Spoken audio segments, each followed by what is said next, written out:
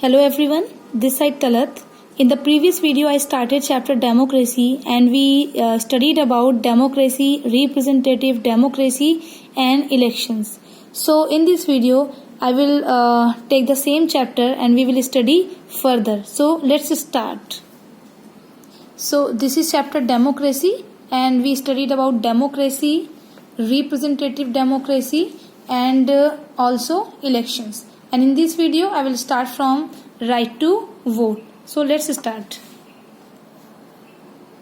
So what is right to vote? Right to vote क्या है? Right to vote वो right है जिसमें हमें वोट देने का right मिलता है, जिसमें हम जब 18 ईयर्स के हो जाएं या 18 ईयर्स से जितने भी बड़े लोग हैं उन्हें वोट देने का राइट मिलता है, वो इलेक्शंस में वोट दे सकते हैं. तो हमारे कंट्री में भी यूनिवर्सल एडल्ट फ्रेंचाइजी है और यूनिवर्सल एडल्ट फ्रेंचाइज का मतलब ये है कि जितने भी 18 ईयर्स उससे बड़े लोग हैं वो वोट दे सकते हैं.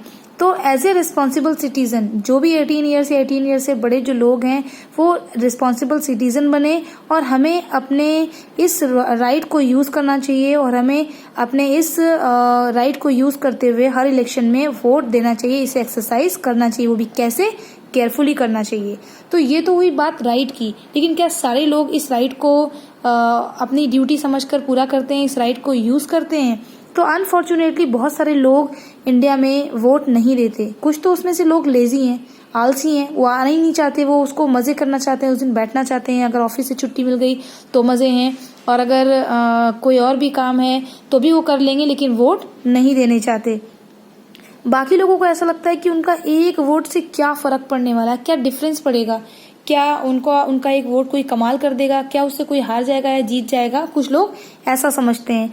बल्कि कुछ लोग शायद ये इस बात की वजह से वोट नहीं देते कि उन्हें समझ नहीं आता कि वो किसे वोट दें, कौन सा कैंडिडेट अच्छा है, कौन सा कैंडिडेट खराब है, वो ये नहीं जानते. तो उन्हें नहीं समझ आता कि वो वोट किसको दें, तो इसलिए भी वोट नहीं देते.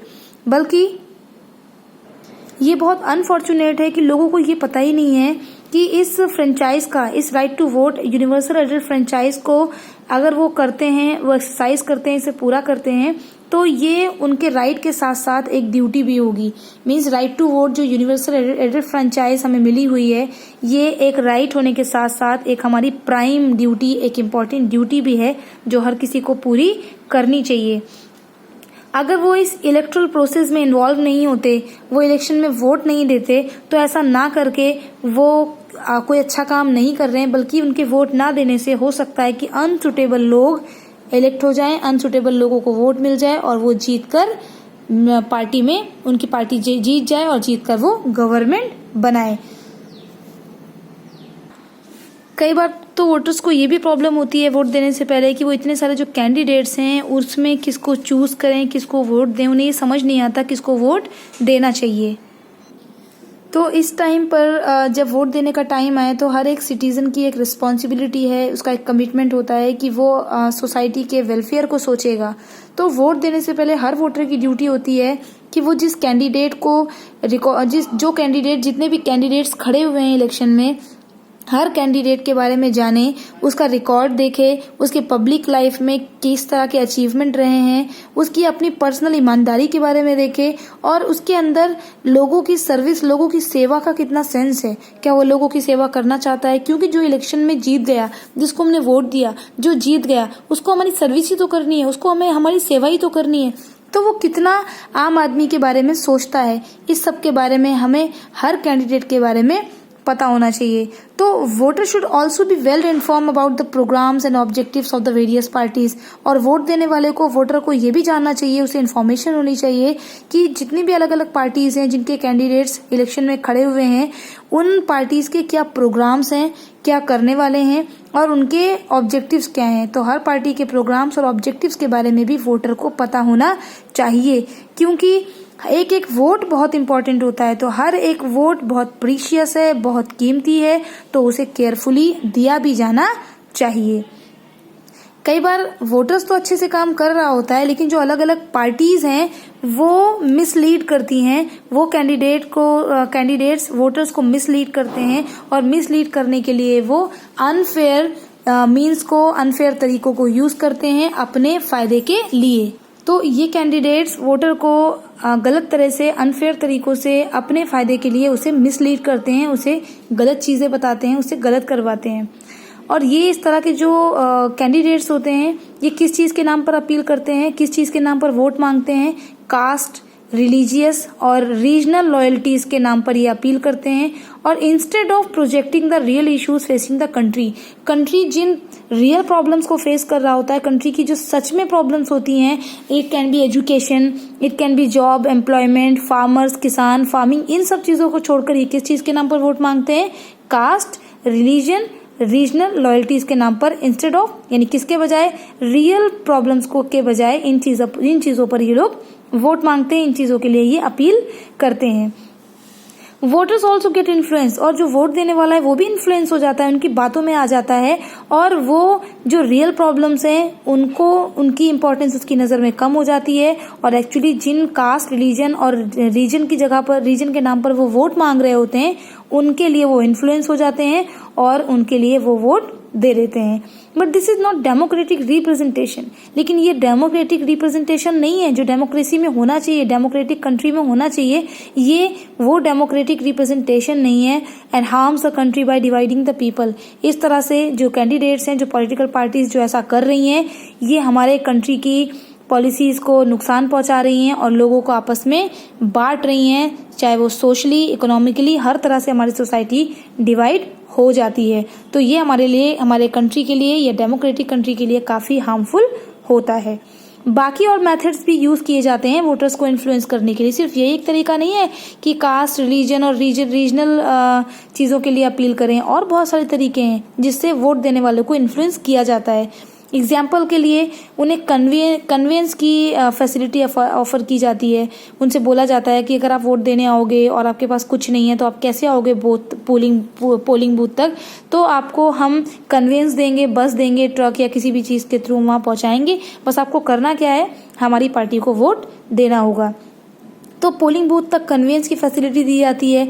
कई बार उन्हें फूड और मनी भी दी जाती है, पैसा और खाना भी देकर उन्हें इन्फ्लुएंस किया जाता है। तो ये जो तरीके हैं, ये जिस तरह के मेथड्स हैं, ये अनफेयर हैं, ये गलत तरीके हैं और हमारे लॉ के अगेंस्ट हैं। हमारा लॉ इन चीज़ों को करने के लिए नहीं कहता, लेकिन अगर आप देखें तो ये हर जगह किया जा रहा है, क्योंकि इसमें पुलिस भी इन्वॉल्व होती है तो इसकी कोई कंप्लेन नहीं होती, और ये हमारे लॉ के अगेंस्ट भी नहीं रहता क्योंकि पुलिस इसमें इन्वॉल्व होती है। ये पॉलिटिकल पार्टीज के का साथ देती है, और आप समझ सकते हैं ये क्यों होता है। ये होता है करप्शन की वजह से।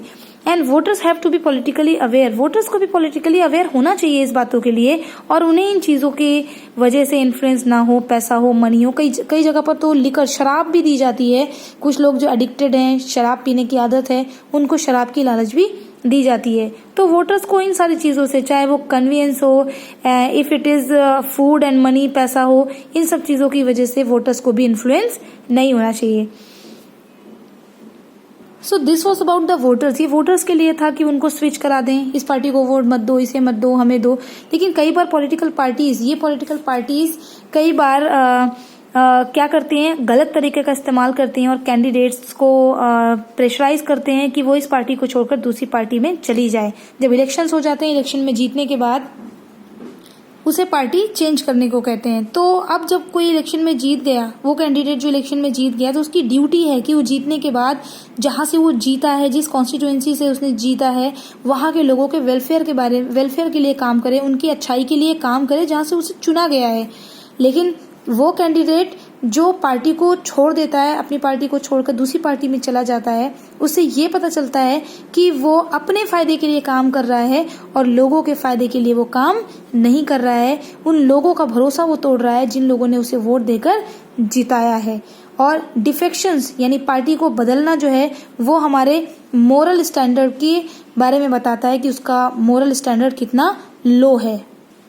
तो लोग कभी भी पार्टी ना बदल लें। इस पार्टी बदलने के लिए, इस रीज़न से पार्लियामेंट ने 1985 में एक लॉ पास किया जिसमें डिफेक्शंस को बैन किया गया कि इलेक्शंस हो जाने के बाद कोई भी मेंबर, कोई भी कैंडिडेट अपनी पार्टी को नहीं बदल सकता।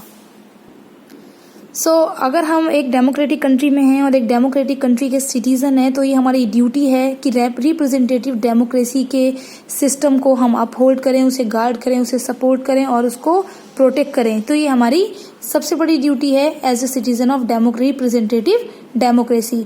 और इसके अलावा हमें ये पता होना चाहिए कि वो जो इलेक्टेड रिप्रेजेंटेटिव्स हैं, जो जीत कर आए हैं, जो चुने गए हैं, वो ईमानदार हैं, सिंसियर हैं और अपने काम के लिए वो डेडिकेटेड हैं और काम करना चाहते हैं, ईमानदार भी हैं, सिंसियर भी हैं और जो इस कास्ट, रिलीजन और रीजन, धर्म, जाति और जगह के नाम पर इन्फ्लुएंस नहीं होते और सिर्फ अपना काम अच्छे से करते हैं। तो ये भी पता होना चाहिए कि हमारे रिप्रेजेंटेटिव्स की सोच किस तरह की है।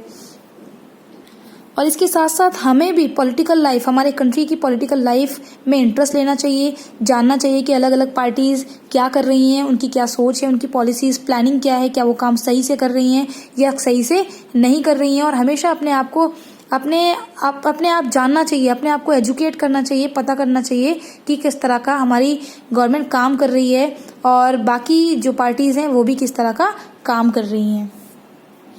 Our next topic is formation of the government, किस तरह से गवर्नमेंट बनती है। So this is for today. In next video we will read about the formation of the government, opposition and rest of the part. And till then, take care and bye bye, and do keep watching my videos to understand, and thank you so much.